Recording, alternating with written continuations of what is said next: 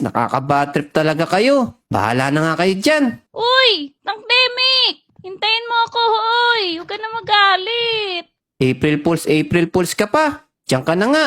Tampururot to si Tangdemic. Ay, paano kaya ako makakabawi sa mga yun? Uy, teka. May bagong shop pala dito. Tara, pasok tayo. Wow, ang dami tinitinda. Oy, iho, anong ginagawa mo rito? Bibili ka ba? Kaunong? Opo, may hinahanap lang po ako.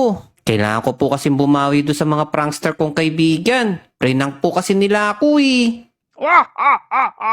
April Fool's Day kasi ngayon, kaya tamang-tama lang ang araw para mam-prank sila.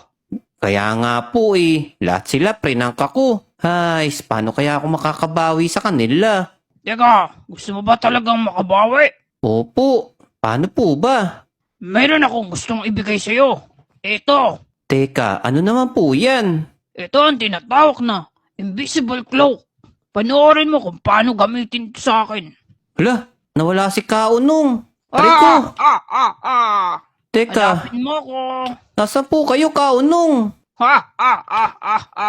Aray ko, It's a prank. hala, ang galing naman po niyan. Magandang klase ito, iho. At ako lang meron nito, wala nang iba. Magkano po ba yung ganyan? Ay, wag na. Ipapahiram ko na lang to sa'yo para makabawi ka sa mga nang prank sa'yo.